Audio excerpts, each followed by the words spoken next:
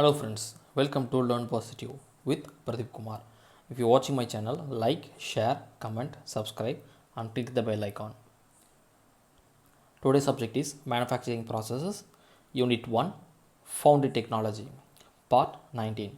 If you want to see my previous video, please click the I button on the top of the video. It will show all the playlist of my subject in both language Tamil and English of all the subjects, and don't forget to subscribe. Today topic is melting of steels, that is we are going to see about electrical furnace. In electrical furnace there are three types. One is direct arc furnace, second one is indirect arc furnace, and third one is induction furnace. We will see one by one in detail. First we are going to see about direct arc furnace. So this is the diagram of direct arc furnace, and the furnace is made up of steel shell in the outer, and in the inner we have used refractory bricks for thermal insulation. There is a removable roof on the top, so we can remove the top to see the molten metal, and we use three graphite electrodes pass into the shell from the roof. So we use the graphic electrode as a non-consumable electrode, so the graphic electrode did not consume by the heat, so it will not melt. It will melt the molten metal, so it will melt the steel. So there is a charging door for charging the raw materials. It was in the back side of the crucible. You can see that near the left side column. In opposite to that we have a mouth. It is called the spout, so pouring spout. The pouring spout is the opposite to the charging doors. Say they two are in the opposite directions. So the hearth is at the bottom of the shell. The hearth is the spot where the molten metal is kept. So where the molten metal is to be created, so the hot zone, it is said to be the hearth. So it is the molten metal. You can see it in the yellow shade, in the orange you can see the yellow shade. It is the portion of the hearth. It is a hemispherical shape. And the next one is the furnace is mounted on a hydraulic cylinders so that we can tilt the pouring metals. You can see that in this image. So there are two hydraulic cylinders in the bottom, so left and right, and the back side and the front side. So in this we are going to, if we want to tilt the furnace to pour the molten metal outside, so the front hydraulic cylinder is going to be down and the rear hydraulic cylinder is going to be up. So in this position the furnace will tilt and pour the molten metal outside of the furnace. So when the current is switched on, the electric arc is produced between the electrodes and the metal charge. So due to this the electrical arc is produced, and the arc created the high temperature and melt the metal. So in the normal capacity we are going to create the molten metal up to 80 tons. So the furnace is used for producing steels and alloy steels. The advantages of the direct arc furnace is it is a thermal efficiency, high thermal efficiency furnace, and the next one is it will very pure, we will get very pure metal, and the atmospheric above the molten metal surface can be easily controlled, and the last one, the steel can be produced directly from the pig iron and steel scrap. And the next one is induction furnace. You can see the image. So the induction furnace, indirect arc furnace. The indirect arc furnace means we use the electrode, but the electrode or the arc produced in the electrode will not touch the metal, but it melts the metal. So it is known as the indirect arc furnace.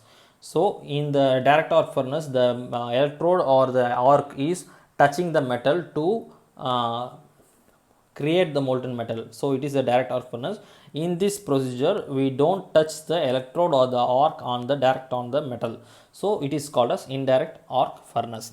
The furnace shell is also be in the steel plate, and inside we have used the refractory bricks for the thermal insulation, and the shell has two openings at the end for placing the electrodes in the opposite directions, in the left and right. It has two openings in the left and the right, so we use to insert the electrode on that. in the opposite directions, and we have a charging door is situated in the middle of the shell at the front side. So in the middle of the shell at the front side, we are going to use the door as a charging door. We will put the raw materials, that is a scrap, steel scrap and pig iron in the charging door via the charging door, and the metal, that is we are using the raw material as pig iron and steel scrap, is charged through the charging doors. And when the electric current is passed, an arc is produced between the electrodes. You can see that in this image in the center, the electric arc is produced between the electrodes, two electrodes. It was shown in the gray color, and the arc is shown between the pink color.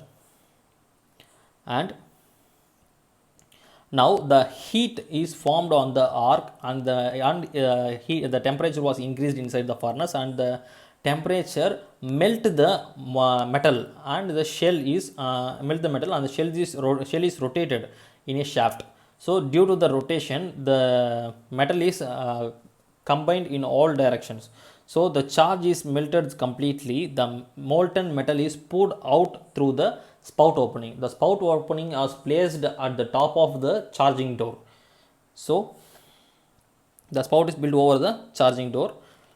And the advantages of indirect arc furnace is the rotation of the shell helps to produce uniform composition of the metal. So the heat is transferred equally in all directions due to the rotation of the shell, and there is no non-oxidized atmosphere above the molten surface, and the charging and pouring out of metal is easy. The next one is induction arc furnace. Induction furnace. So you can see the image here. This is the systematic image of the induction furnace with the copper coils, you can see in it, and this is the schematic diagram. So in this we can see copper coil is winded on the crucible, and inside the copper coil there was a cooling water is going in and out, and we have a high frequency AC current on using in the copper wire. So it is made up of refractory crucible within the shell, and a coil of copper tube is arranged within the crucible. An insulation lining is provided between the coil and the crucible.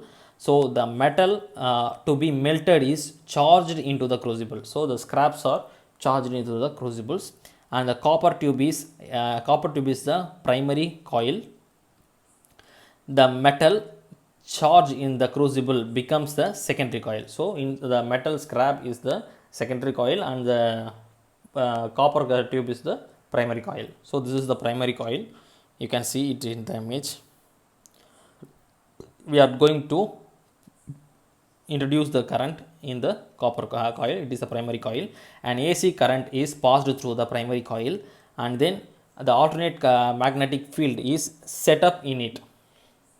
So due to that, this induction heavy eddy current is in the secondary circuit, created in the secondary circuit, that is the metal charge, and this generates heat inside the crucible.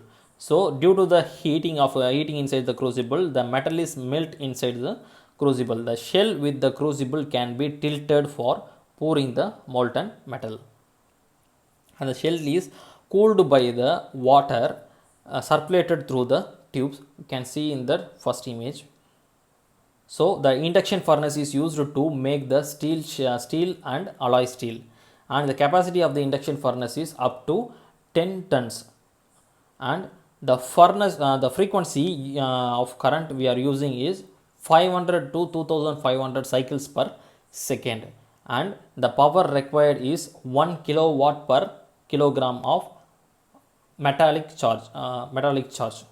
That is, we are going to melt the metal up to 1 kg. We are going to use the current up to 1 kilowatt current for that to get the molten metal from the induction furnace. Friends, if you like this video, please give a thumbs up, share with your friends, comment, and don't forget to subscribe. Thank you.